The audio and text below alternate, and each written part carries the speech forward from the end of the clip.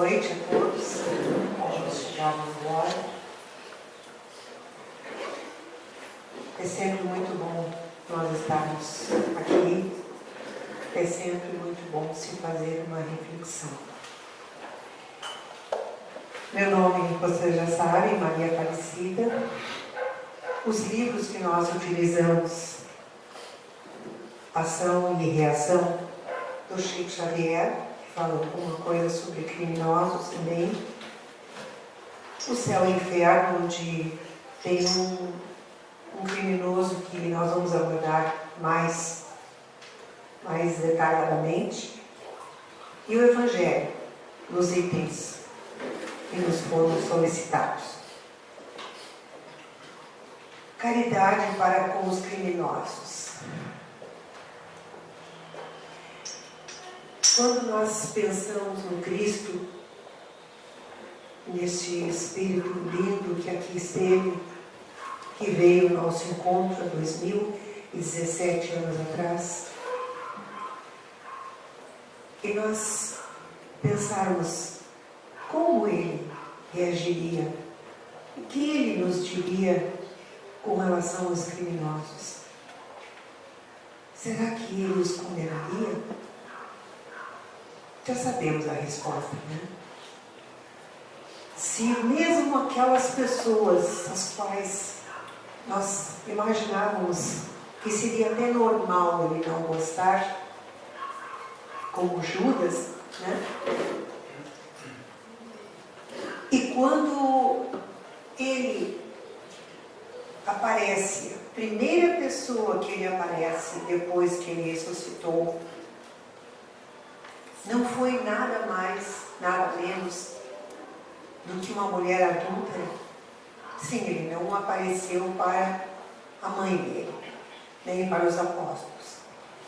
A primeira pessoa que ele apareceu, que estava lá no sepulcro, e passa estupefata, porque viu que estava vazio, preocupada onde é que haviam colocado o corpo do Mestre, Jesus. E quando ela, com esse impacto de ver o túmulo vazio,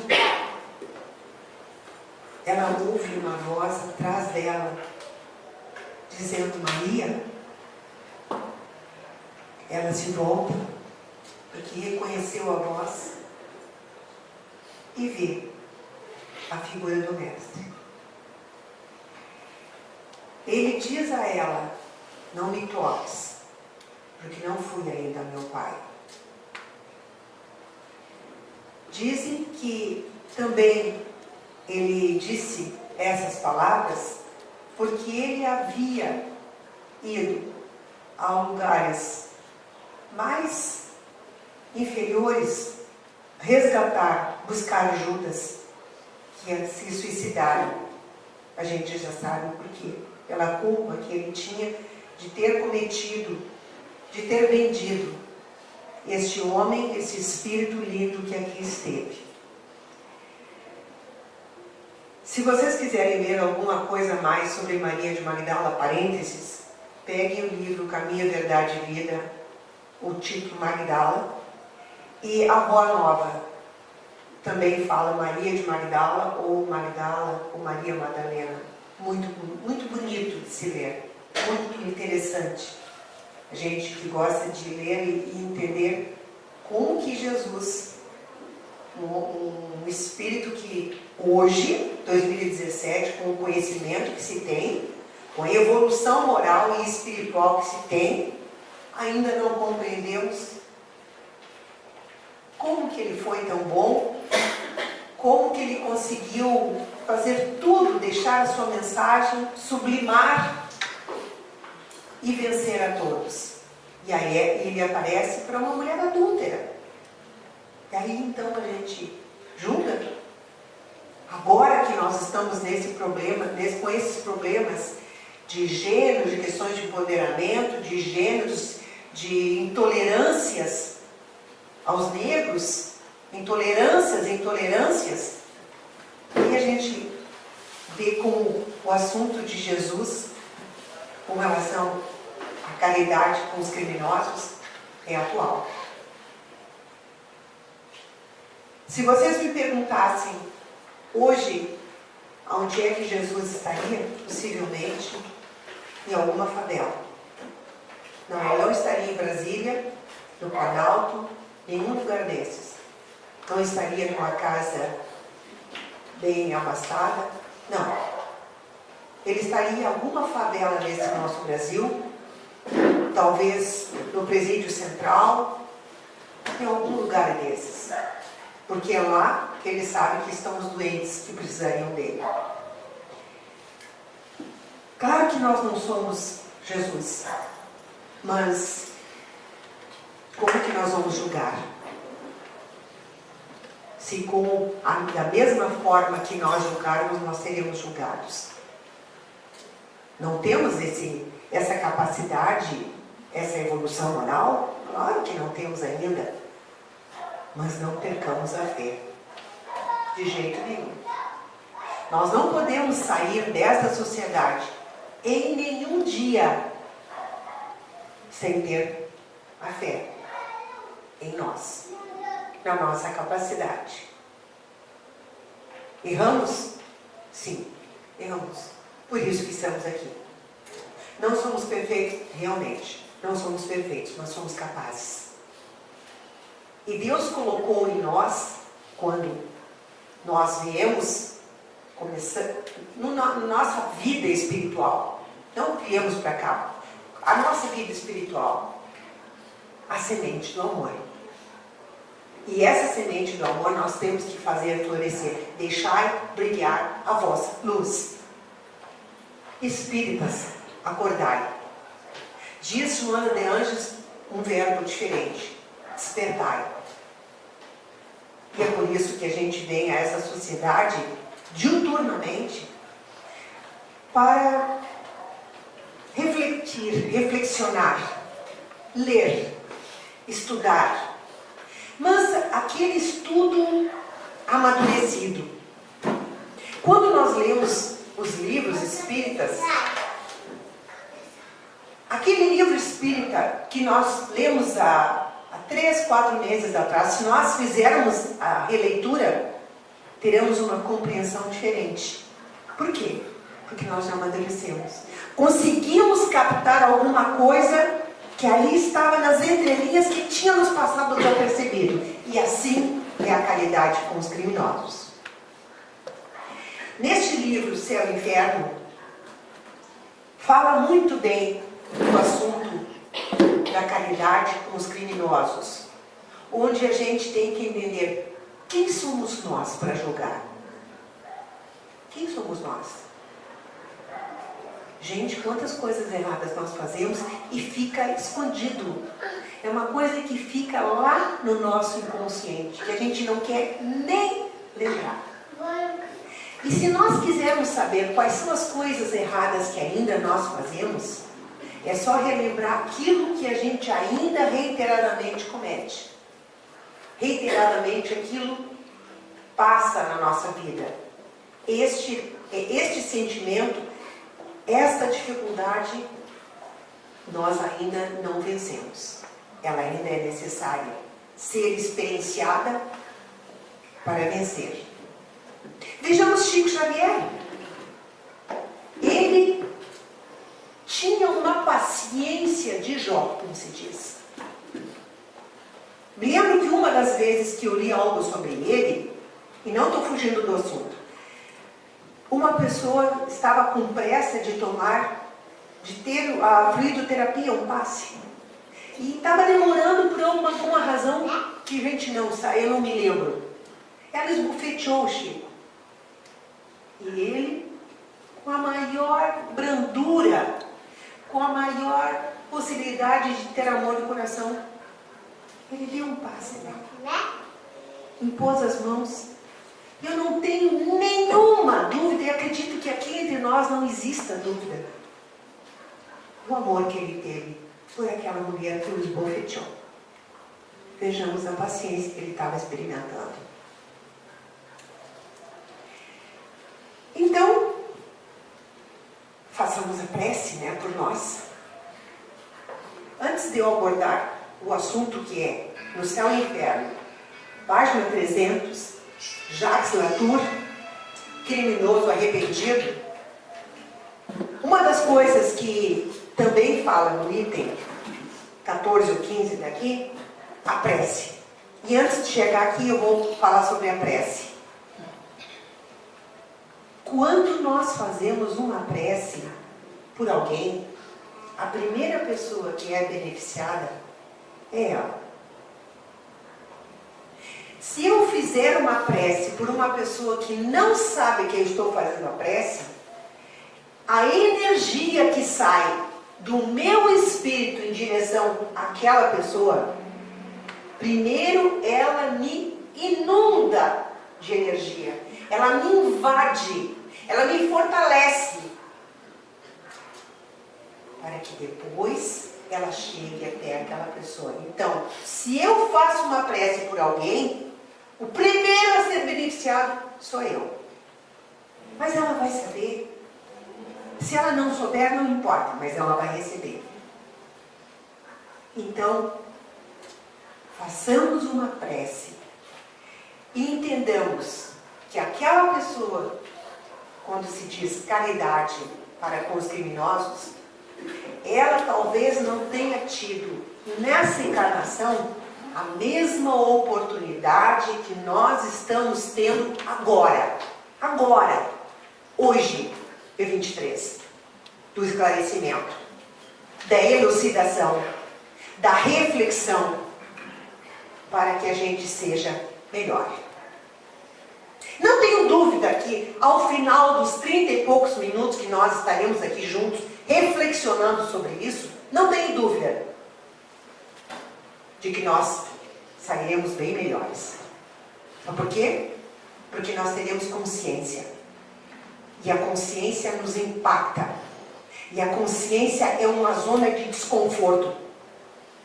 E essa zona de desconforto mexe comigo e me faz impulsionar em direção à luz, em direção ao conhecimento, em direção à minha melhor.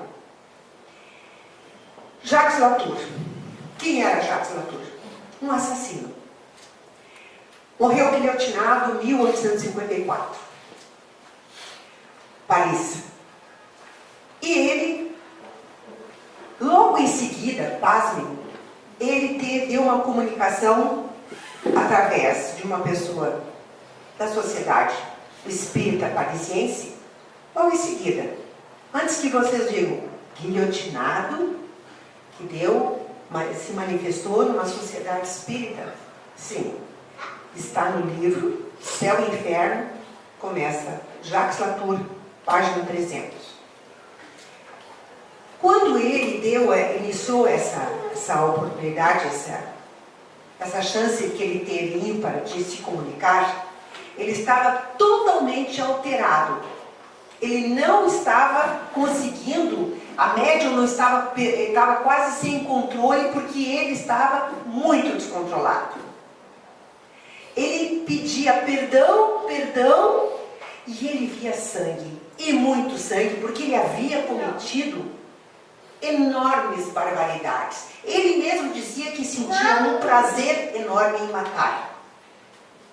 E ele matava com muita segurança, com muita frieza, mesmo as pessoas pedindo que não fizesse.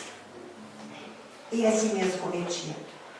E ele pedia que perdoassem, porque ele não podia ver aquelas pessoas pedindo para ele que não matasse.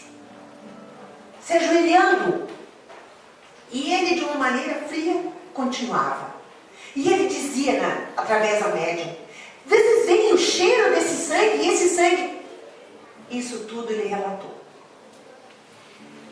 Aí vocês podem imaginar o descontrole e até mesmo a surpresa. Foram 2 dias seguidos que aconteceu. Depois, ele explicou que realmente ele não imaginava que tudo aquilo que ele havia feito, que apareceria no consciente dele, ele veria aquelas imagens. Aquelas pessoas as quais ele matou, ele dizia para eles, era aquele suplício, e depois a morte. Mas para mim não, se perpetuou. Eu não conseguia deixar de ver aquelas imagens. E aquilo era um sofrimento. E ele pedia, rezem por mim, me perdoem, rezem, porque eu estou enfatizando para vocês verem como era aquele momento em que ele deu a oportunidade de trazer a sua mensagem. E ele então disse o seguinte, que se os assassinos tivessem uma ideia do horror que era o que ele estava passando, que ele não tinha onde se esconder, que ele não tinha como evitar aquelas imagens, como é que ele ia sair daquilo ali? Ele não tinha como sair, porque aquilo ali acontecia o tempo todo, e só quando ele tinha a possibilidade das pessoas orarem, é que amenizava. Então o título é Espírito, o assassino arrependido. Nem todos os assassinos são arrependidos, realmente. Este teve essa oportunidade de trazer a sua mensagem, e daí a gente pergunta, mas por que ele trouxe essa mensagem? Como era no início dos trabalhos que Kardec nos trouxe, se entende o seguinte, que foi importante esse depoimento dele, e que os espíritos superiores ajudaram na verbalização para que ele trouxesse o depoimento de como era muito pior a situação que ele estava passando, para ele assassino, do que aquilo que se visualizava, que os padres falavam nas igrejas que as coisas seriam piores, daquelas imagens que os artistas colocavam do que seria o inferno. Ele disse, nada disso é parecido com o que eu estou passando. Se os assassinos soubessem o que eu estou passando, jamais eles fariam isso. E aí, ele traz também a seguinte mensagem. Quando se está, e parece bem atual, vocês vão ver, quando se está no presídio, às vezes, a pessoa que cometeu um crime, ela não é uma pessoa que tenha determinados conhecimentos, mas ela adquire o conhecimento da maldade, da ferocidade no presídio. Isso relato de 1800 e pouco por Jacques Latour. Então vejam como é uma coisa que a gente observa isso aí. Mas palavra dele, mas se a pessoa consegue, apesar de tudo, de todas as dificuldades que ela vai vivenciar, se ela consegue ser uma pessoa com uma índole boa, e ela sai do presídio e não se deixou envolver por aquela maldade, ela tem uma superação, ela não terá da sociedade aquele mesmo acolhimento que ela precisaria, e não é atual, gente, é atual, né? 1800. Não terá aquele mesmo acolhimento por parte da sociedade. Então, quando o espírito desencarna e não existe mais o vínculo daquele corpo físico, embora o espírito esteja com uma proposta diferente, não existe a sociedade conhecer o vínculo com aquele corpo físico, e ele terá uma outra oportunidade. Ele mesmo dizia que ele precisou aquilo que ele não teve, de limites, de condições, de educação, de um acolhimento, e ele não teve. Então, ele disse que agora, numa próxima encarnação, ele com certeza, ele teria a chance de ajudar, porque ele queria ajudar aquelas crianças, aquelas pessoas, para não seguirem naquele mesmo caminho dele. Isso nos faz refletir como este homem, Não, ele é diferente dos outros. Por isso que o mundo espiritual trouxe esse depoimento. Porque ele, com certeza, na encarnação anterior, ele não foi bom. A anterior a essa que nós estamos relatando, ele não foi bom. Mas nessa que ele agora havia sido guilhotinado, aqueles momentos que ele passou após a morte, o fizeram refletir. Porque devem ter acontecido outros momentos também, mas ele não se deixou tocar. Agora não. Ele amadureceu. Aquela visão das pessoas às quais ele submeteu, que ele matou, impactaram de certa forma, que fizeram ele refletir e mudar. Então, na próxima encarnação, ele terá a oportunidade de melhorar-se. Isso quer dizer, tenhamos caridade. Claro que a gente tem que ter determinados cuidados, mas se nós pensarmos como que Chico Xavier faria, a gente imagina que ele faria uma das coisas mais importantes que nós começamos dizendo hoje, uma prece. A prece nos eleva. A prece faz com que nós consigamos elevar em energia, ajudar aquela pessoa, sermos ajudados. Mas vamos colocar um outro exemplo também, para não ficar só no Jacques Latour. Nesse livro, Ação e Reação, fala de um outro exemplo, muito importante também, e que ainda, pelo orgulho, não havia amadurecido.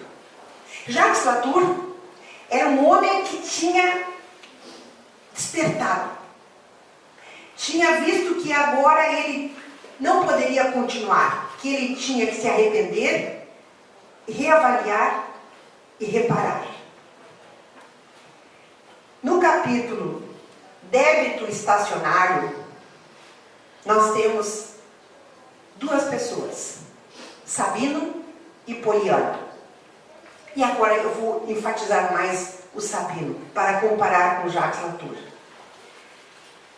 Poliana é uma mulher, eles viviam numa pobreza, numa choupana, que a única coisa de melhor que tinha ali era uma jarra com água.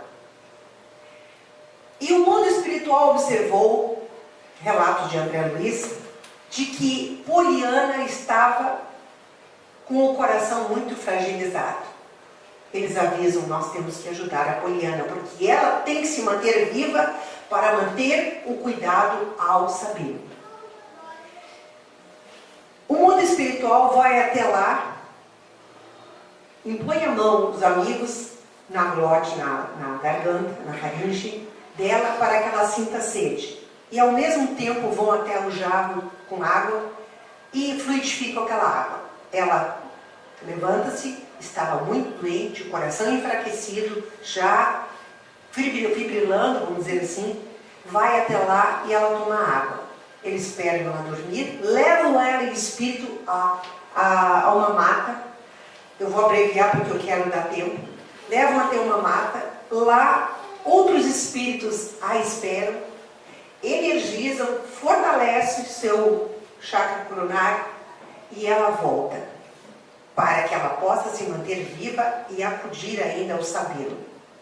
Agora vamos para o Sabino. Quem é o Sabino? Como é que ele estava fisicamente? Sabino, 90 centímetros, surdo-mudo, totalmente disforme, cabeça grande, palavras de André Luiz, estilo macacoide, palavras de André Luiz. Aí eles não tinham como conversar com ele, porque ele era um idiota, com problemas mentais. Mas quem foi Sabino e quem foi Poliana? As maiores atrocidades que puderam ser cometidas, e agora vocês vão cair, como diz o bom gaúcho, cair os butial do bolso, durante 1000 anos, entre encarnações, e desencarnações, eles atuavam nas pessoas, prejudicando as pessoas. Todos os tipos de torturas, abortos, escravizar as pessoas, matar, homicídios, tudo que eles puderam fazer, eles fizeram. Poliana já estava num outro estágio, havia acordado para a vida espiritual, se propôs a ser a mãe de Sabino e recebe o Sabino totalmente disforme. Agora vamos ver o Sabino. Sabino, um espírito que não tinha como André Luiz conversar com eles. O que os amigos espirituais? Entrem na ideia dele. Ele não se via assim. Sabe como é que ele se via? Como um homem de certo porte, fino, com uma situação financeira estabilíssima, num determinado castelo, com ouros. E ele dizia, aquelas pessoas que na ideia dele, porque ele era uma pessoa com problemas mentais, ele dizia que ele tinha matado porque era assim que as pessoas mereciam, e era o que ele tinha que fazer, matar aquelas pessoas. Estão sentindo a diferença do Jacques Latour e o Sabino? O Jacques Latour acordou, sabia e queria numa próxima encarnação preparar-se para cuidar de crianças, para que não acontecesse com elas o que aconteceu com ele, e ele sabia que nessas próximas encarnações ele se proporia a ter uma postura diferente. Já havia despertado. Sabino não. Sabino estava, ainda pelo orgulho dele, numa situação de uma cegueira. Não se enxergava nisso aí. Então, havia essa diferença para que a gente entenda com quem nós temos que ter mais caridade. O Latour precisou desse momento em que ele, com a ajuda dos amigos espirituais, porque ele não... Até foi uma coisa que eu prestei bem atenção, eles não influenciaram a ideia, a proposta de Jacques Latour. O que os amigos espirituais fizeram foi ajudá-lo a elaborar aquilo que ele se propunha, aquilo que ele queria. Mas a ideia mestra era ele dar o depoimento do seu arrependimento. Uma coisa. Sabino não se enxergava. Olhem, vejam bem. Ele nem se via como o quadro que ele estava, a pobreza que ele estava, numa choupana sem nada. Recursos zero. E ele se enxergava naquelas situações. 1000 anos ele entre encarnações e desencarnações. Parece mentira, mas está ali, débito estacionário, ação e reação, André Luiz. 1000 anos. E ele ainda achava que as pessoas que ele matou tinham que ser assim.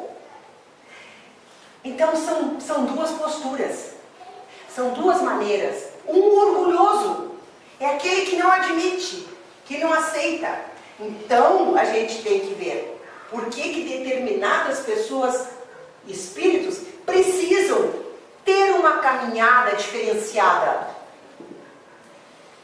Deus falta a caridade? Não, ele precisa primeiro. Precisa ter esse impacto.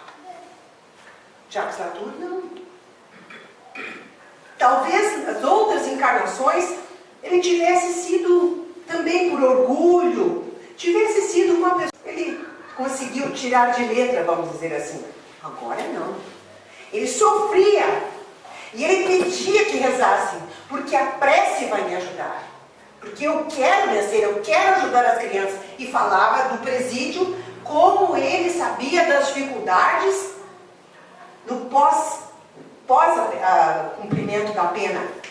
E como era importante ele reencarnar, vir com uma outra roupagem, para que ele tivesse uma outra oportunidade de realizar aquilo que ele tinha vontade de fazer. Já o Sabino não chegou nesse estágio ainda.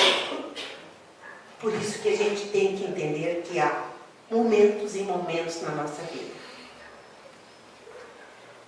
Estamos aqui, dia 23, nós todos, encarnados e desencarnados.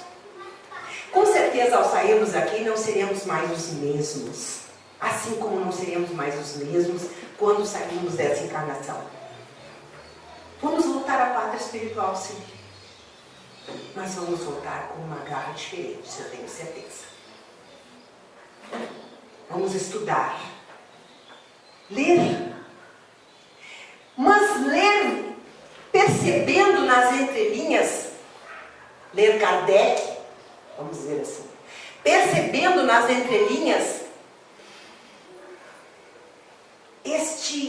esta lição de amor que Kardec nos trouxe. Para que a gente possa, em aprendendo, compreender a importância nossa, neste momento da nossa vida. Hoje, nós somos o melhor que nós poderíamos ser, porque o ano passado, o ano retrasado, a encarnação passada, nós éramos diferentes. Hoje nós somos melhores. Então estamos no melhor momento da nossa vida. Ah, mas tem pessoas que falam, realmente, aí é um Sabino. Mas ele vai acordar. Sabino vai acordar. Com certeza. Por isso que eles precisam manter a Poliana viva. Porque ela se propôs a cuidar dele. Então, não comparando-nos, mas nós estamos aqui nessa sociedade e viemos aqui todas as vezes. E ao sairmos daqui, refletimos. Que bom! Que bom que as pessoas nos trazem coisas que mexem com a gente, que balançam, que nos fazem ser diferentes. Que a gente fica impactado. Puxa, eu não posso continuar assim. Por quê? Por mim. Eu não posso voltar à vida espiritual e dizer, puxa vida, perdi mais aquela chance de me organizar ou de me harmonizar com aquela pessoa. Puxa, mas eu estudava, mas eu tinha conhecimento, e por que eu fiz? Não vamos perder essa oportunidade. E eu não posso encerrar sem dizer que daqui a um mês nós vamos comemorar o nascimento do Cristo, né? Natal, meus amores, Natal não é Papai Noel. Natal é o Cristo que veio. Quando o nosso planeta foi formado, este Espírito aqui estava. Dá para a gente ter uma ideia da inteligência, do conhecimento, da capacidade dele? Mais ou menos. Dá para a gente ter uma ideia da vida que ele tinha e o que ele veio aqui experienciar? Talvez. E ele veio. Nos deixou o seu exemplo. Claro que nós não podemos dizer para uma criança, desmanchar aquela ideia linda de Papai Noel, que Papai Noel vai vir e vai trazer presentes. Mas o mais importante que nós não podemos deixar de ter é o amor. Mas não é aquele amor que existe só entre o homem e a mulher. Não, o amor. Amor no sentido mais amplo. O amor de Deus por nós. Que todos os dias Ele não esquece de fazer o sol vir e nos brindar com o seu calor, com a sua beleza. Quando a gente olha aqui na lagoa, o entardecer no morro, é lindo, né? Nós enxergamos, graças a Deus nós enxergamos. Neste Natal, eu estou passando um pouquinho, mas eu quero deixar essa mensagem.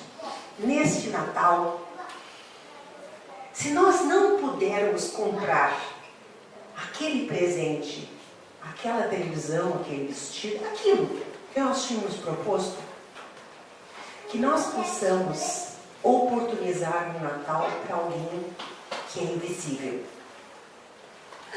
Aquela pessoa que mora debaixo de não sei da onde, com não sei o que, aquela pessoa que não é que ele não tenha feijão na mesa, ele não tem nem sequer panela. Ele não tem. A gente não tem ideia do que seja. Nós não podemos aquilatar. Não podemos. A gente não entende isso, não consegue visualizar. Nós não conseguimos ter uma exata precisão do que é alguém que vive e todos os dias as pessoas passam, não o enxergam, não o cumprimentam, porque ele é um homem, uma pessoa invisível.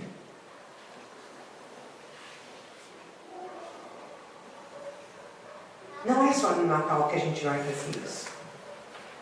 Não precisa ser na noite de Natal.